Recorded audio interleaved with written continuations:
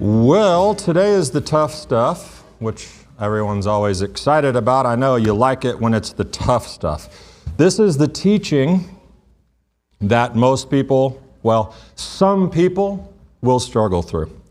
This is the teaching that when you've suffered hurt in life and have been waiting to hear what am I supposed to do with that, this is this teaching. And if you'll hear it and if you'll apply it, you can actually be free of some of life's greatest difficulties. It's kind of a long message, so I'm going to tell some jokes along the way to keep you awake. Just kidding, I'm not. I'm going to clap real loud in the microphone if I see you asleep. How's that? I'm not going to do that either. We are making decisions because today is the day you can decide if you want to tackle one of life's most difficult subjects, and that is dealing with hurt that you've suffered at the hands of others, which in a certain kind of way, if we look at this is a form of repentance. We think of repentance as turning from sin, but really we're turning, okay? So when you've suffered hurt at the hands of others, there are many times when that places a marker in your life, in your road, and you might take a different turn than you ever intended to from that point forward. And as we talked about with C.S. Lewis, sometimes when you realize that you're on the wrong path, you don't keep moving forward because that doesn't help you. You turn around and you go back to the point at which you realized you made a wrong turn and you correct from there. That's repentance. But that also applies to dealing with hurt and things in your life. And we talked last week about the fact that the Hebrew word yada, meaning the root there, provides thank you and I'm sorry. 4 of the most powerful words in the world are derived from the same Hebrew word. And they're both about, what did we talk about last week? Balance. Restoring balance in a relationship, restoring what a relationship needs. Truthfully, I should say this, a relationship that's incredibly out of balance is not a bad one either. Husbands, your relationship should be out of balance to your wives. You should do many more nice things for her than she does for you. And you should never expect anything else. How's that? I didn't say that last week, but Kelly gave me a $5 bill to say that this week. Just kidding. The hard part. You ready? The hard part. Sometimes in your life, sometimes in our lives, things happen. Bad things. And no one's going to say, I'm sorry for it. Nobody is going to restore balance, especially the person who did it to you. They are going to leave you with that. They're going to leave you holding the bag, so to speak. And what's in that bag? A bunch of nasty stuff. Hurt and anger and sadness and animosity. And all of those things could be temporary. You could choose to empty out that bag. Or your life can be forever altered from that point forward, like I just said. It may be altered by what someone does to you, or so it may seem, but ultimately, no one gets to have that level of control over you. If you make a choice. It all depends on how you deal with it. So basics, how do we deal with it? Well, let's start with a pretty normal place we find ourselves when we're hurt. What happens when you get hurt? You get angry. Now, anger is actually a secondary emotion, really, meaning that it actually arises as a response to the deeper emotion, which is, I'm hurt. You hurt me. You did something to me that really, really took a part of me, basically. And when someone wrongs you or does that to you, it's something you feel is unfair or disrespectful, It hurts you emotionally, which can then manifest sometimes, often as anger, because anger is a defense mechanism, primarily. That's what it is. It's primarily that. It can mask vulnerability and pain and can make you feel more in control and less exposed. It can make you feel that way. So someone does something, we get anger. And it's likely that that's just a manifestation of emotional hurt that protects this, it creates this protective response. That actually is very normal.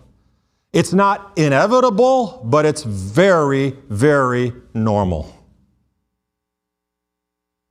Rabbi Dr. Avraham Twersky, he's a psychiatrist and a rabbi. Talk about a guy you'd like to talk to.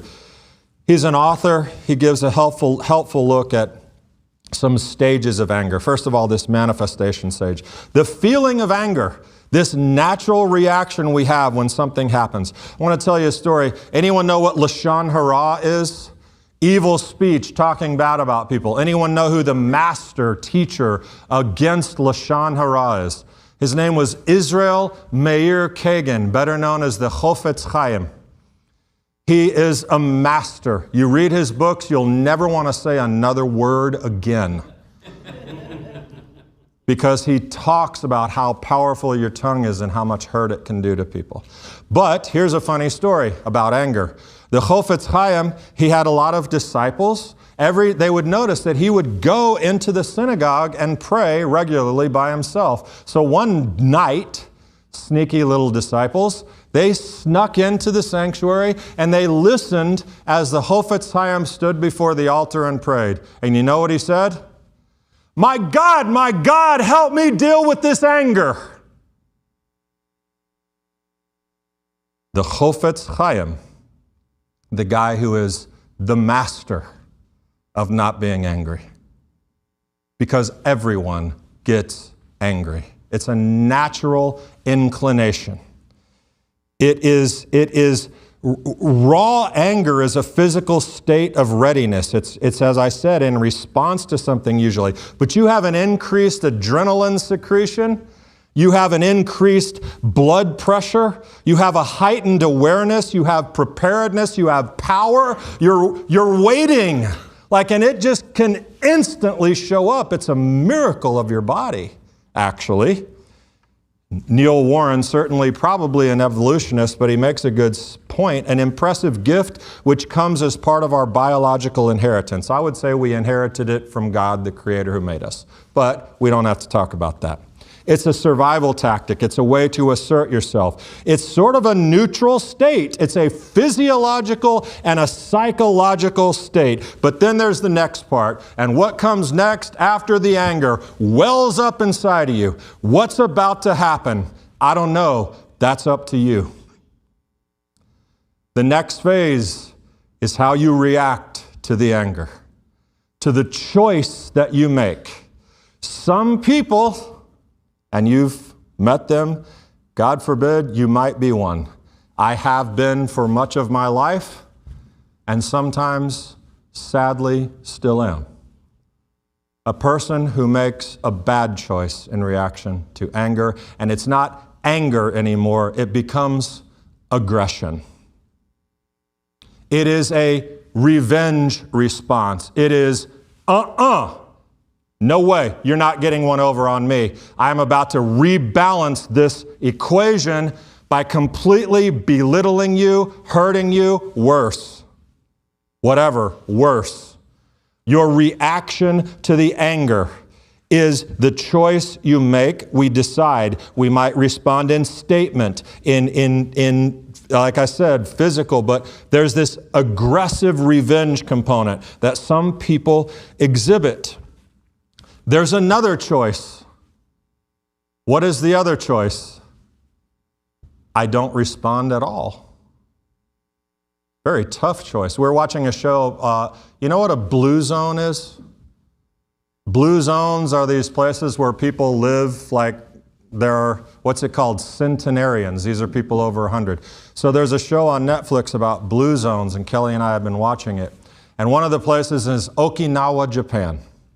You should watch this show. I'm only 2 episodes in. I don't know if there's any like nude scenes or cuss words or anything yet. So don't hold me accountable. But you should watch it at least because you learn about what makes a healthy life from these people who are living to 103, 104. But one lady's from Okinawa and she made this statement, I don't get angry. I don't get angry. That's a lie. But that's not how she meant it. What she meant is, I don't react to anger like that. Anger never gets me, okay? So you can make that choice. It's a hard choice to make, but it indicates, like the Chofetz Chaim story I told you, he gets angry, did get angry. But you have this sort of cognitive control. And it's not that you're not angry. It's not that you're not justified in being angry. It's just rational thought that says, anger is not a choice. Aggression is a choice. No, down, boy. But the tricky part is, even there, we're not done dealing with the anger, are we? Because where is it going to take up residence from there? Are you going to pack it in your little bag that you carry along with you all the time? I didn't say anything to her. Believe me, I wanted to say something to you, but I didn't. I tucked it in my little anger bag. And I'll just keep that because I might need to dig into it one day. That's not helpful. But the thing is, you can be aggressive or you can ignore, and you can still have your anger bag. There are plenty of people who are incredibly aggressive when they get angry, and they still have a huge Santa Claus-style anger bag. And they're called hostile people. These are people that you just never want to be around.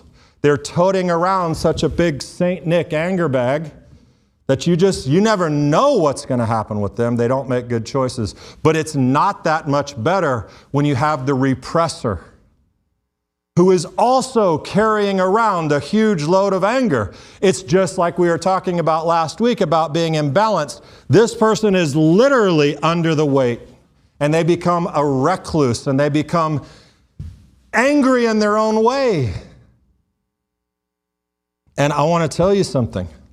It's imperative that we deal with, I'm saying anger, but it's really, what did I say? Where does anger come from? Hurt. It's imperative to note that when I'm talking about anger, I'm really talking about a second level emotion that represents hurt. So that retaining feelings of anger. You have a choice. You can choose not to respond, but what are you going to do with it? Okay? How long does it continue to affect you? Short time, forever? Here's a great Ecclesiastes verse for you. You ready? Ka'as, it says, anger takes up residence. It rests in the bosom of a fool. Okay? Key word, rests. That's to be taken very literally. Because what do we know from health today? High blood pressure. You know, people say, oh, golly, man, I went to the doctor. These stupid doctors. I'm a doctor's son, first of all. Don't ever say that to me. Anytime you want to get really mad at the medical system, I want you to remember the last time you were sick and were able to go to the pharmacy and get an antibiotic and get better. Do you know how many people die from mosquito bites? I mean, yeah, it's not perfect. Anyway, back. I don't know where I went. To all our healthcare professionals in the office, in the synagogue, thank you for what you do. Thank you. All right. The doctor, people are always sick. And they go to the doctor and they're like, well, your blood pressure, you need to make this and you made it. Just stop right there and let's do a psychological assessment of those people sometimes and see what they're really carrying around. Remember that I told you that sort of weird phrase, the issues are in the tissues. The body keeps the score. Do you know what this stuff does to your human body? Cardiovascular health. This stuff is killing you if you allow it.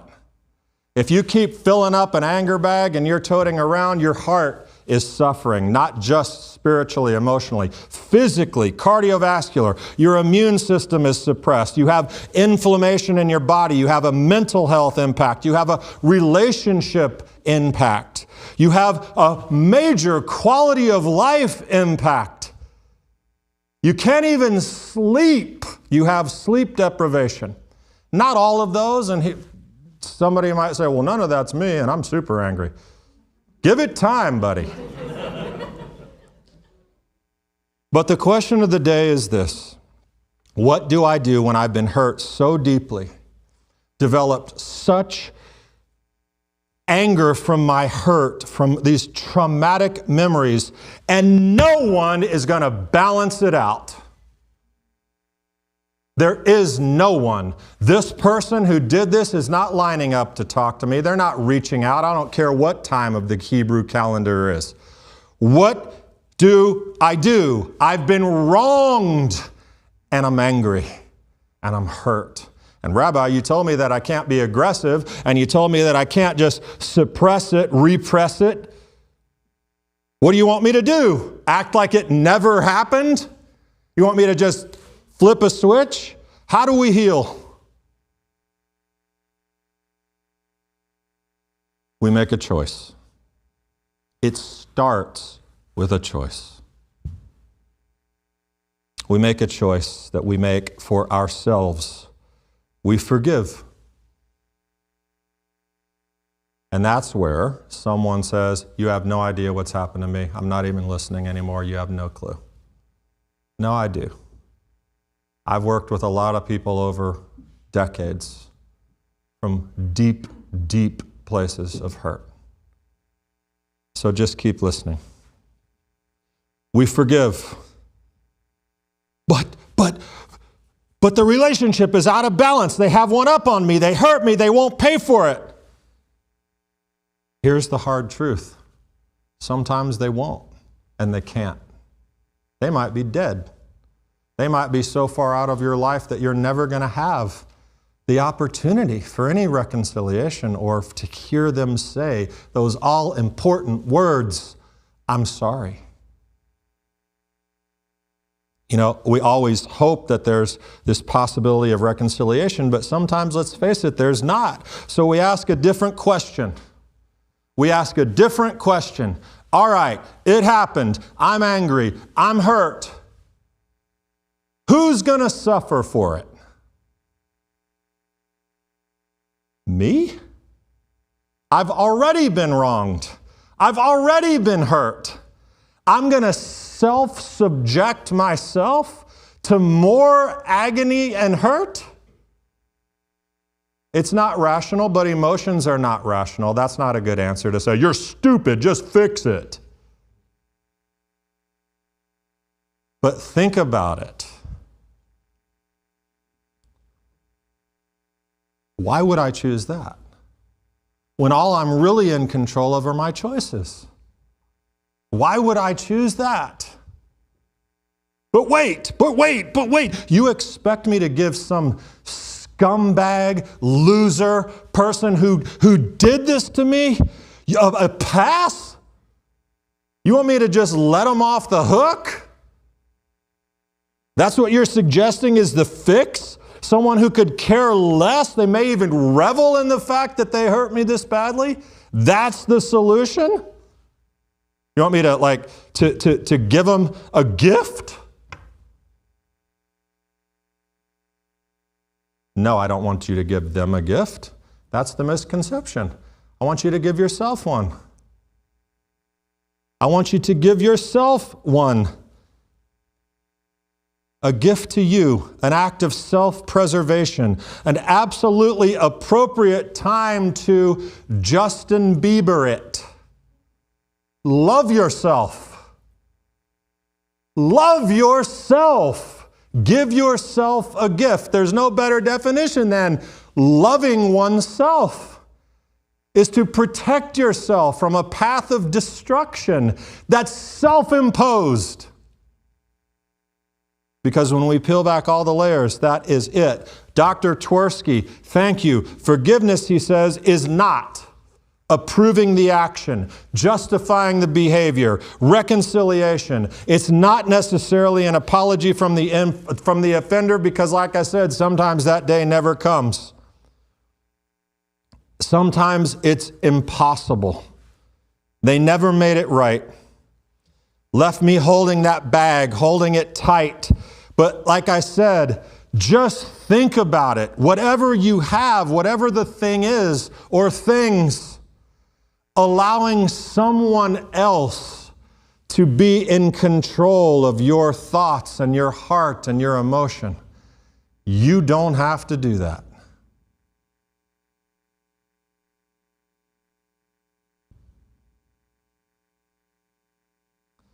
Everybody hurts. Everybody hurts. And yes, time heals. But without forgiveness, here's what happens. The wound is only a scab and not a scar. And I hate to use this like overplayed thing, but let's talk about disgusting, gross scabs and scars for a second. Let's really implant this in your brain, okay? Time does heal, but if a wound is a scab and not a scar, the healing is incomplete. So here we go. Scabs, temporary, right? Temporary. And what else? They're very, very sensitive. You ever had a really bad scab and in the middle of the night you roll over and like all of a sudden it gets ripped and you're like, ah! Or anything, something's healing and all of a sudden it's a horrible pain. And the whole thing starts all over again at that point. Scabs, they're tender, they're easily torn off, they're painful, we're very aware of them. Scars, not usually tender once they heal up. I mean, maybe. I'm not a medical professional, but they're permanent. You don't hear someone say, "Ouch, you ripped off my scar." They're there. They're just there. And certain situations can sometimes make a scar more obvious. I mean, literally in your skin, pigment changes, but for the most part, we don't pay attention to them. They're part of life. They're part of our story, whether we like it or not. Now consider your hurts in that light. Shall our hurts be as scabs or scars? That could be a good line in a song. An emotional wound takes time to heal. There's no question. That's real. It's raw, it's tender, it's prone to be re-injured easily.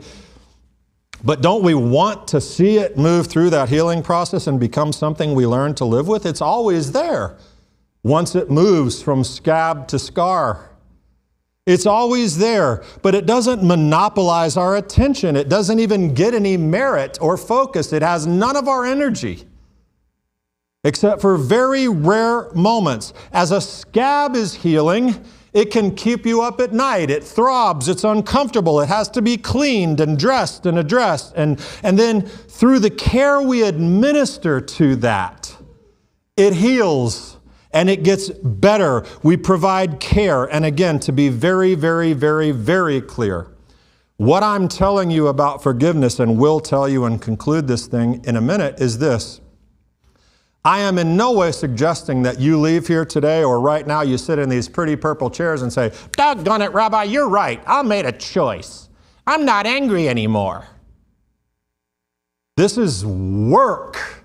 This is hard, painful work, and it takes time, and it may take a lot of prayer, and it may take professional therapy and counseling, which is A-okay. This is not easy, but it gets better when we go through the healing process and we have a scar, but we don't wake up every single morning and say, "Oh, let me check my scar." It's part of you. It's just part of the story. They're part of the journey. We can't forget them. We remember the injury. And possibly, maybe we remember a lesson learned, but they're not allowed to make us angry or cause us further hurt. So the question is, scabs or scars today? No one wants either. But life deals you injuries. Life, people. It happens. So scabs are scars. You may have a lifelong issue that's still scabbed and is constantly getting ripped off. You say, I'm not ready. I'm not ready for this. I don't want to confront this even in my own mind. I'm certainly not ready to let it go. Well, you may never be ready because it's painful. That's the truth of it. Who likes to subject themselves to incredibly painful emotional journeys? Gabriel does. Good for you, buddy. That'll make you tough in life. But sometimes, listen, it's necessary. When are you ready? You ready for the answer? I love this. I can't even remember where I found it. It's a quote that's been in my famous quotes file forever. When are you ready? When you no longer harbor fantasies of revenge, and when you no longer expect the offender to make amends. Let me try that again. When are you ready to forgive? When you no longer harbor fantasies of revenge, and when you no longer expect the offender to make amends. You're ready at least to begin the journey, the freedom of forgiveness, the gift to yourself. Listen, we talked about the ultimate balance last week, right? Teshuvah. It has to be. It's a commandment. Not really. We can't. There's choices. I mean, we have to make the choice, but if we make the choice to go through this process, do it the right way. And part of the right way is coming to this place. Coming to this place. Forgiveness seems very different than confession. And forgiveness is a commandment. How many times in the Gospels does Yeshua talk about forgiveness? A lot. It's a commandment. But it's not actually that easy. I think the reason Yeshua talked about it so much is because he knew how good it is for you. He knew that life is better with the freedom of forgiveness. But the final way, of making forgiveness is really, it's another confession, and it may only be before Hashem. But nevertheless, it's the restoration of a relationship to stand before God and say, you know what? I'm forgiving them.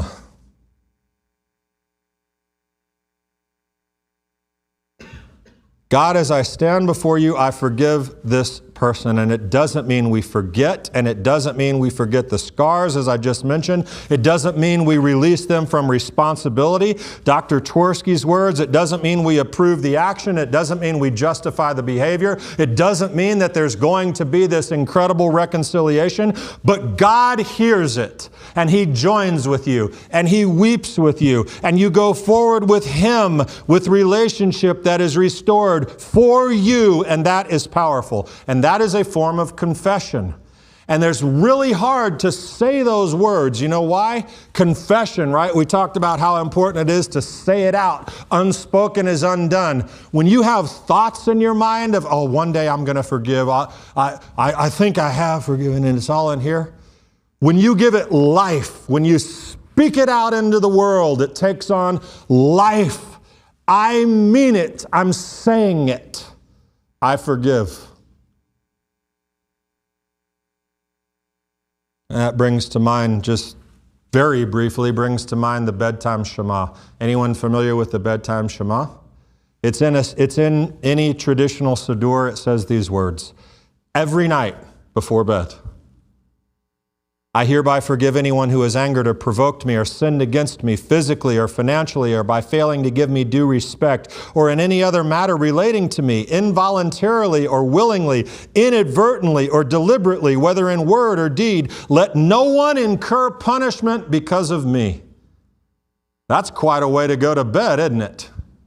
Psychologists tell us that what you put in your brain 5 minutes before you go to bed often is the thing that influences your dreams. We already talked about how you wake up in the morning. This is a really, really important thing. But listen, I know that some people in here have been through unbelievable pain. Trauma that most of us could never even begin to wrap our heads around. I know that. So much pain, damage. And I never presume to teach you about just get over it. Come on. Make a choice. Say it out loud. Just move on. Toughen up. Get over it. That's not in any way what this is about. But if that's you and you've had horrible relationship experiences or tragedies in your life that are just inexplicably painful today, let me tell you something. You're still here. You haven't thrown in the towel. You're still here. You have a life to live, and you have the opportunity to do that, and it may not be easy, and it is painful, and it's part of these days of Elul and scabs and scars. But that's what I'm talking about. A choice is just to get started and do something with it. So this sort of, you can't stop what other people do. You don't control that. Only God does that. So you ask Him, every day and night, protect me from adversity, from enemies. But in the instance that someone does get through and we experience those feelings of hurt, the challenging experiences of healing, and then the incredible freedom of forgiveness. And not that it never resurfaces. It's a scar, not a scab. It can remind you of a painful time, but it's okay. It might make you tougher, more compassionate, quicker to forgive others. There's any number of things. So this all comes down to one, back to where we started, teshuvah. Can it be commanded? No. But if you're going to do it right. Stop sinning, abandon the sin, regret the sin, confess. That was about going to others, but I'm telling you there's some power in the confession of forgiveness.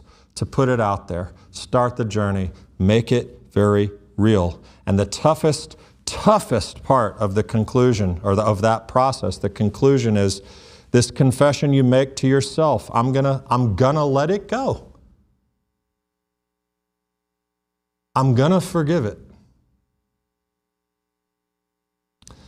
Aphiemi is the Greek word that we find in New Testament. Forgive, yeah, but a lot more than that. Send away, send forth, expire, leave, go away from, disregard, leave it behind. Go to that place in the road where your injury took place, and maybe you filled up your anger bag, and take it there and pull down that black banner and raise your beautiful colored picture of your new life and dump out all that crap that's in that anger bag. And say it. I'm going to do it. I'm going to forgive. And here's what comes next, and it's my favorite thing. From the sage, Mac Goddard. And I've talked at Malchut about this. I've talked about it here. Mac Goddard, I won't bore you with the whole story, but Mac's way of dealing with difficulties and difficult people in his life, he had a famous phrase. Mac Goddard was the pastor of this church before it became our synagogue. Beautiful, beautiful human being who taught me these words. I'm going to let that be your problem. And you know what? You can say that to God too. I have many, many times. God, I'm going to lay it down. I have a lot of anger. I have a lot of hurt about this thing. I'm going to lay it down, and I'm going to let that be your problem. Because He can handle it. And you know what? The same thing I said about allowing someone the control to be in your head, to be in your heart with something they did that they're never going to make right. No way. I'm going to let that be their problem. It's theirs, not mine. Because I'm not letting my life be corrupted by this. I'm going to let that be your problem. So, let me just conclude with this story here. You want to change? Do you need change in your life? Maybe, I always think when I'm preparing these messages, again, I might be speaking to one person. I don't think so in an area like this, because I know that if you've lived more than, 5 years on the earth, someone probably hurt you pretty bad. may have been on the playground, may have been your mom.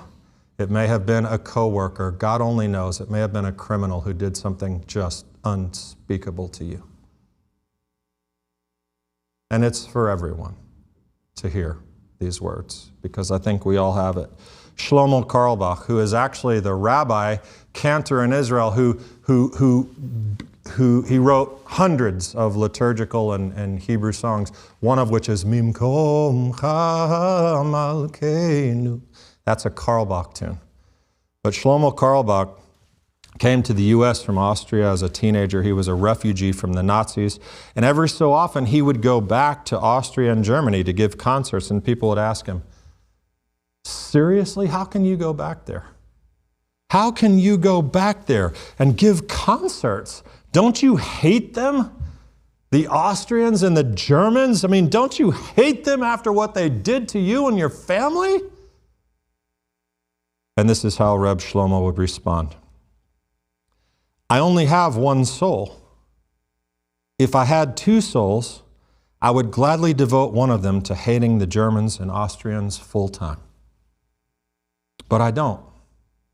I only have one soul, and I'm not going to waste it on hating. The sage Jim Henson, the creator of Big Bird and Cookie Monster, said these words: please watch out for each other and love and forgive everybody. It's a good life. Enjoy it. So we're drawing nearer to the conclusion of Elul, and on the cusp of Rosh Hashanah in just under 2 weeks, we'll consider the power to change in our last section of this message and this series, and the amazing blessing awaiting us on the other side, dressed in our white robe. We'll talk about that next week as we journey toward the high holidays. Shabbat Shalom.